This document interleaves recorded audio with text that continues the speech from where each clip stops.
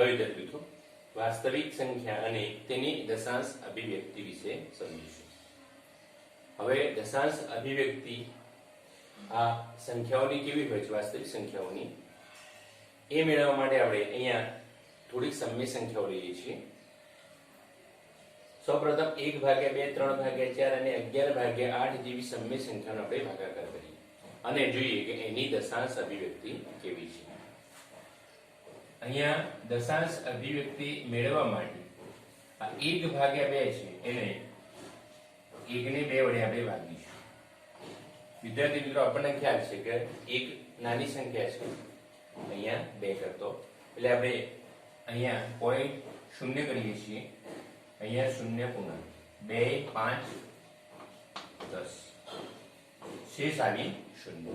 અહીંયા ભાગાકાર 0.5, અહીંયા એક પૂર્ણાંક પછીના એક અંક પછી અટકી જાય છે, તો અહીંયા 1/2 બરાબર 0.5 શેષ 0 મળે છે.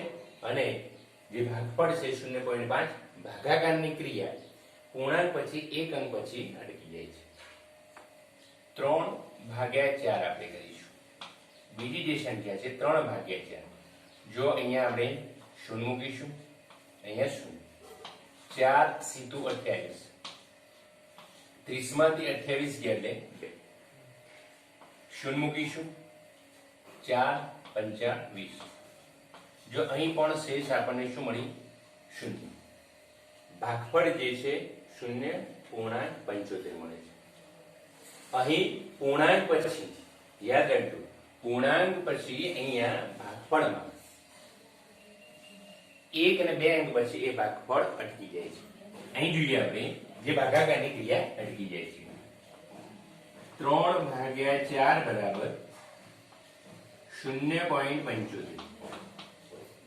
ટૂંકમાં 3/4 બરાબર 0.75 એટલે અહીંયા પૂર્ણાંક પછી અહીંયા ભાગાકારની ક્રિયા 1 અને 2 અંક પછી પૂર્ણ થઈ જાય છે, એટલે મતલબ શેષ આપણને ત્યાર પછી 0 મળે છે.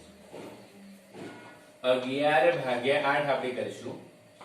8 × 8 3 30 આવશે. 8 તરી અહીંયા પોઈન્ટ મૂકીશું કારણ કે અહીંયા 3 છે, એટલે 8 તરી 24, 6 0, 8 સીધું 56, 4 8 મંજૂર 40, 0 0. તો જો અહીંયા 11/8 માં શેષ જે છે 0 છે. 11/8 માં શેષ આપણને 0 મળે છે. ભાગાકારની ક્રિયા પૂર્ણાંક પછી 3 અંક પછી અહીંયા ભાગફળ મળ્યા બાદ અટકી જાય છે, તો અહીંયા આપણે લખીએ 11/8 બરાબર 1.375. ટૂંકમાં આપણે કહી શકીએ કે અહીંયા 11/8 નો જ્યારે આપણે ભાગાકાર કરીએ છીએ તો એક પૂર્ણાંક પછી જે પૂર્ણાંક છે એના પછી 3 અંકો પછી ભાગાકારની ક્રિયા અટકી જાય છે. એ દશાંશ સ્વરૂપ અહીંયા પૂર્ણ થાય છે. દશાંશ સ્વરૂપ અહીંયા દશાંશ પછી એક અંક, દશાંશ પછી 2 અંક, દશાંશ પછી 3 અંક પછી એ ભાગાકારની ક્રિયા અટકી જાય છે. તો આ પ્રકારનું જે સમય સંખ્યા છે એનું દશાંશ સ્વરૂપ એવું છે 7 છે. તો અહીં આપણે લખી શકીએ 1/2,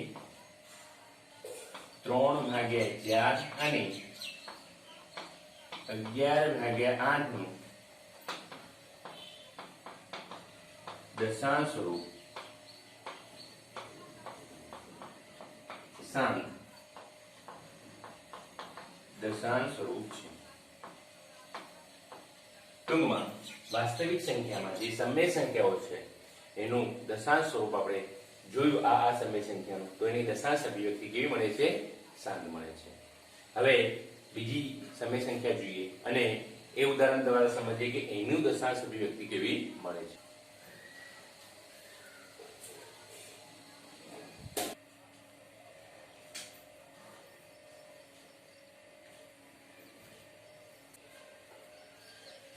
હવે જોઈએ અહીંયા બીજી સમય સંખ્યા જોઈએ છે 10/3 અને 1/7 ની દશાંશ અભિવ્યક્તિ મેળવો. હવે દશાંશ અભિવ્યક્તિ મેળવવા માટે આપણે શું કરવું પડશે? ભાગાકાર. 10 ભાગ્યા 3 કરીએ તો જો 3 ગુણ્યા 3 એટલે 9, 10 માંથી 9 ગયા એટલે શેષ આવી 1. અહીંયા પૂર્ણાંક કરી અને અહીંયા પાછળ શું કરશું? શૂન્ય મૂકીશું. 10 આવે 3, અહીંયા સોરી અહીંયા પૂર્ણાંક મૂકીશું.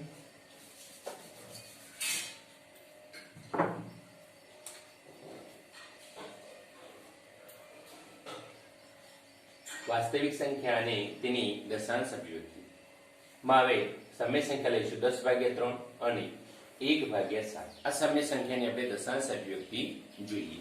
તો દશાંશ અભિવ્યક્તિ માટે આપણે સૌપ્રથમ ભાગાકાર કરીએ. 10 છે એને 3 વડે ભાગીએ. 3 કરી 9, શેષ આવી 1. આપણે અહીંયા શૂન્ય મૂકીશું, અહીંયા પોઈન્ટ મૂકીશું. આપણને ભાગાકાર આવડે છે. 3 કરી 9, 1.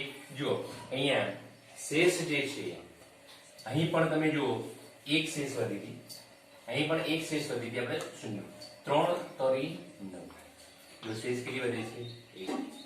પાછું અહીંયા આપણે 3 કરી શેષ ટૂંકમાં જુઓ અહીંયા 10 ભાગ્યા 3 માં શેષ 1 ના 1 જ આવે છે, 1 જ આવે છે અને એનું પુનરાવર્તન થાય છે. સાથે સાથે અહીંયા પૂર્ણાંક પછી દશાંશ ચિહ્ન પછી અહીંયા દશાંશ ચિહ્ન પછી 3 3 3 એમ તમે ભાગાકાર કરી દેશો તો અનંત સુધી આ સંખ્યા આવશે. ટૂંકમાં આપણે આવું લખી શકીએ કે 10 ભાગ્યા 3 બરાબર 0 પોઈન્ટ સોરી અહીંયા 10 ભાગ્યા 3 બરાબર 3 પોઈન્ટ. તો જો અહીંયા આપણે 10 ભાગ્યા 3 ને દશાંશ રૂપે આપણે દર્શાવવા હોય તો 10 ભાગ્યા 3 બરાબર 3.333. આ ભાગાકારની ક્રિયા અટકતી નથી, શેષ શૂન્ય મળતી નથી, શેષ મળી જાય છે, મળી જાય છે, મળી જાય છે. સાથે સાથે અહીંયા ભાગાકારની ક્રિયામાં ભાગફળ અનંત સુધી મળે છે. એ ભાગાકારની ક્રિયા અનંત સુધી ચાલુ છે અને દશાંશ ચિહ્ન પછી અનંત સુધી આ સંખ્યાઓ આપણને મળે છે. પરંતુ અહીંયા જુઓ જે સંખ્યાઓ મળે છે દશાંશ પછી જે સંખ્યાઓ મળે છે એ સંખ્યા 1 ના 1 મળે છે ભાગફળમાં. જો 3 દશાંશ પછી 3 3 3 3 એમ અનંત સુધી આપણને કઈ સંખ્યા મળે છે? 3 3 3 એટલે 1 ના 1 સંખ્યા આપણને મળે છે, જેને આપણે કહેવાય છે એ સંખ્યા આવૃત થાય છે. તો 3 પછી અનંત સુધી મળે છે અને એ સંખ્યાનું પુનરાવર્તન થાય છે 3 3 3 નું. એટલે આ જે દશાંશ સ્વરૂપ છે એને આપણે અનંત આવૃત દશાંશ સ્વરૂપ કહીશું. એ જ પ્રમાણે જો 1 ભાગ્યા 7 માં આપણે 1 ભાગ્યા 7 લઈશું. ભાગ માટે અહીંયા શૂન્ય પૂર્ણાંક કરીશું. 7 એકા 7, 10 માંથી 7 ગયા એટલે 3 30, 7 4 28, 30 માંથી 28 ગયા એટલે 2. જો અહીંયા શેષ 3 મળી પછી શેષ 2 મળી. પાછું અહીંયા આપણે શૂન્ય. 7 2 14, 6 અહીંયા શેષ 6 મળી. 7 8 56, 4 7 5 35, 5 77 49, 1 પછી 10 7 એકા 7 3 પાછા 30. જો ભાઈ 10 ને 7 વડે ભાગીએ છીએ એટલે 7 એકા 7 કેટલા આવ્યા? 3. બરાબર છે. પછી 14. તો 1 4 2 8 5 7. પછી જો છેલ્લે આપણે જોઈએ છીએ 50 માંથી 49 ગયા એટલે કેટલા શેષ 1 એ 10 પાછા હતા એને 10 હતા. હવે આગળ આપણે સંખ્યા શું આવશે? આગળ આપણે ભાગાકાર ચાલુ કરશું તો જો 7 એકા 7 કેટલા આવ્યા? 30. તો અહીંથી આપણે જોઈએ 30 તો 7 4 28. આ સંખ્યાનું આપણે પુનરાવર્તન થાય. કઈ સંખ્યાનું? 14 28 57. 14 28 57. એ સંખ્યા તમે ભાગાકાર કરી જશો તો અનંત સુધી એ સંખ્યાનું પુનરાવર્તન થાય છે. તો આપણે અહીંયા લખી શકીએ છીએ 1/7 બરાબર 0.142857 એમ એ જે સંખ્યા છે એ સંખ્યાનું શું થઈ જાય છે પુનરાવર્તન થાય છે. તો અહીંયા 1/7 એ જે દશાંશ સ્વરૂપ આપણે જોઈએ છે તો દશાંશ પછી 1 2 3 4 5 6 6 અંક પછી પાછા ફરીવાર એની એ સંખ્યાનું પુનરાવર્તન થાય છે, અનંત સુધી જાય છે અને એ સંખ્યાનું પુનરાવર્તન થાય છે. માટે આ જે સમય સંખ્યા છે એનું દશાંશ સ્વરૂપ કેવું છે અનંત સુધી જાય છે અને એકના એક સંખ્યા પુનરાવર્તન થાય છે એટલે આવૃત છે. તો આપણે અહીંયા લખી શકીએ છીએ 10/3 અને 1/7 દશાંશ સ્વરૂપ અથવા તો દશાંશ અભિવ્યક્તિ અનંત, જો અનંત લે ચાલે જાય અને આવૃત આવૃત છે. તો 10/3 અને 1/7 નું દશાંશ સ્વરૂપ અનંત આવૃત. તો અહીંયા આપણે સમય સંખ્યાની દશાંશ અભિવ્યક્તિ બે શીખ્યા. અગાઉના દાખલામાં આપણે દશાંશ અભિવ્યક્તિ મેળવીએ 7 દશાંશ અભિવ્યક્તિથી. આ બીજા દાખલાની અંદર આપણે જોયું તો અનંત આવૃત છે. વિદ્યાર્થી મિત્રો, જ્યારે પણ કોઈ પણ સંખ્યાનો ભાગાકાર કરીએ છીએ તો ભાગાકાર અમુક અંક પછી અટકી જાય છે અથવા તો એ અનંત સુધી જાય છે. અનંત સુધીમાં જવામાં પાછા બે વિકલ્પો આપણને મળે છે. અનંત સુધી જાય છે પણ એકના એક સંખ્યાનું પુનરાવર્તન થાય અથવા તો અમુક 4 સંખ્યા પછી પુનરાવર્તન થાય, 7 સંખ્યા પછી પુનરાવર્તન થાય, તો એ જે દશાંશ છે એને અનંત આવૃત કહેવાય છે. અને એનાથી આપણે ઉલટું જોઈએ કે અનંત સુધી ભાગાકાર થતો હોય પરંતુ એકની એક સંખ્યાનું પુનરાવર્તન થતું ન હોય તો એ અનંત આવૃત નથી. તો શું છે? અનંત અનાવૃત છે. તો આપણે અનંત અનાવૃત એ સંખ્યા. તો અહીંયા જો જે સંખ્યા યાદ રાખજો, જે સંખ્યાની દશાંશ અભિવ્યક્તિ શાંત હોય અથવા તો અનંત આવૃત હોય તો એ બધી સંખ્યાઓ કઈ સંખ્યાઓ છે? સમય સંખ્યાઓ છે. અને જો જે સંખ્યાનું એટલે કે જેનું દશાંશ સ્વરૂપ અનંત અનાવૃત હોય એ અસમ્ય સંખ્યાઓ છે. તો અહીંયા આપણે દશાંશ અભિવ્યક્તિમાં 3 પોઈન્ટ ભણ્યા છે, આપણે અહીંયા લખીશું.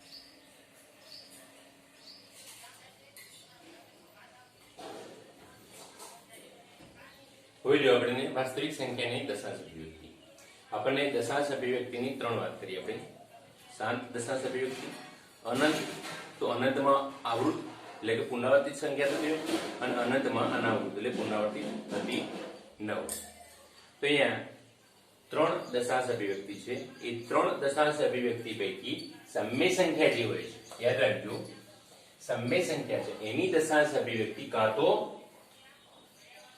શાંત હોય અથવા તો અનંત આવૃત.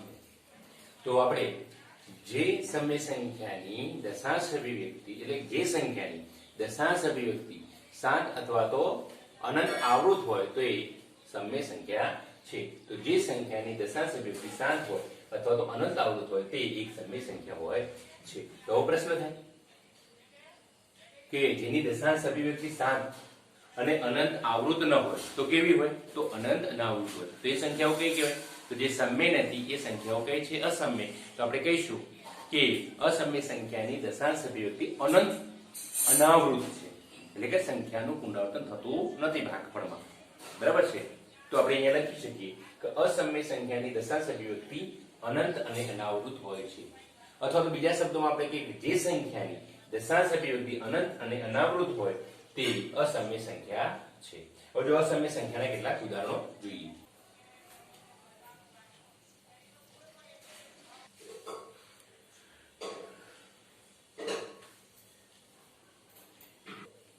તો જે સંખ્યાઓ દશાંશ સ્વરૂપ અનંત અનાવૃત હોય એ બધી સંખ્યાઓ અસમય સંખ્યાઓ છે. એના ઉદાહરણ છે 0 પૂર્ણાંક 0 1 0 0 1 3 0 1. જો અહીંયા 0 1 0 1 0 1 એવું પુનરાવર્તન થતું નથી. 0 પછી 1 પછી 2 0 પછી 1 પછી 3 0 પછી. જો અહીંયા 0 પૂર્ણાંક 1 પાછું 0 પછી 2 પછી શૂન્ય પછી 3 એક, શૂન્ય પછી 4 એક, શૂન્ય. કોઈ પણ એકનું પુનરાવર્તન થતું નથી. જો અહીંયા શૂન્ય કેટલા પછી 1 પછી શૂન્ય પછી 2 1 પછી શૂન્ય આવે છે. અહીં પણ આપણે જોઈ શકો છો કે સંખ્યાનું પુનરાવર્તન થતું નથી. એ જ પ્રમાણે આપણે અગાઉ વાત કરી વર્ગમૂળ 2 વર્ગમૂળ 3 વર્ગમૂળ 5 અસમય સંખ્યા છે. તો કેવી રીતે? તો જો વર્ગમૂળ 2 નું મૂલ્ય આપણે ધોરણ 8 માં શીખી ગયા છે મેળવતા. તો વર્ગમૂળ 2 નું આપ મૂલ્ય મેળવશો તો જો 1 પૂર્ણાંક 4 1 4 2 1 3 5 6 2 3 7 3 તમે જોઈ શકો છો અનંત સુધી જાય છે. કોઈ પણ સંખ્યાનું અમુક અંક પછી પણ પુનરાવર્તન થતું નથી. પાઈ તો પાઈ બરાબર 3.14 15 92 65 તમે જોઈ શકો છો આમાં પણ કોઈ પણ સંખ્યાનું પુનરાવર્તન થતું નથી એટલે અનંત છે. કેવી છે? અનાવૃત છે. માટે વર્ગમૂળ 2 વર્ગમૂળ 3 જેવી સંખ્યાઓ પાઈ વગેરે કેવી છે? અસમય સંખ્યાઓ છે. અહીંયા આપણને પ્રશ્ન એવો થાય કે પાઈ બરાબર તો 22/7. જો 22/7 છે 22/7 કરો તો એનું દશાંશ સ્વરૂપ અનંત આવૃત મળે છે. 22/7 નું જે દશાંશ સ્વરૂપ છે આપણને અનંત આવૃત મળે છે. તો પ્રશ્ન એવો થાય કે આ તો અનંત આવૃત છે તો પાઈ કેમ આપણે અસમય લીધી? તો જો વિદ્યાર્થી મિત્રો અહીં પાઈ 22 છે. પાઈ નું આશરે પડતું આપણે મૂલ્ય લીધું છે. એના આપણે આશ્ચર્ય મૂલ્ય કહે છે. પાઈ એ 22 બરાબર નથી પરંતુ દાખલાની સરળ ગણતરી માટે આપણે પાઈ બરાબર આપણે સર્વસામાન્ય રીતે સ્વીકારી લીધું 22/7.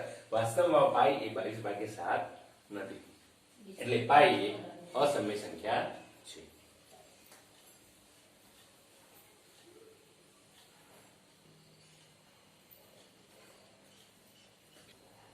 તો જો વિદ્યાર્થી મિત્રો આપણે વાસ્તવિક સંખ્યાની દશાંશ અભિવ્યક્તિ બને. વાસ્તવિક સંખ્યાઓમાં આપણે સમય સંખ્યાના સમય સંખ્યાની વાત કરીએ. આપણને ખ્યાલ છે કે વાસ્તવિક સંખ્યાઓમાં સમય સંખ્યાઓ અને અસમય સંખ્યાઓ આવી જાય છે. સમય સંખ્યાઓમાં તો પ્રાકૃતિક પૂર્ણાંક પૂર્ણાંક ને બધી સંખ્યાઓ આવી જાય છે. તે વાસ્તવિક સંખ્યાઓમાં સમય સંખ્યા અને અસમય સંખ્યાનો સમાવેશ થાય છે. તેમાં જે સમય સંખ્યાઓ છે એનું દશાંશ સ્વરૂપ કેવું છે? શાંત દશાંશ સ્વરૂપ અથવા તો અનંત આવૃત દશાંશ સ્વરૂપ હોય છે. એટલે કે જે સંખ્યા શાંત દશાંશ અભિવ્યક્તિ અથવા તો અનંત આવૃત દશાંશ અભિવ્યક્તિ દર્શાવતી હોય એ સમય સંખ્યા કહેવાય છે.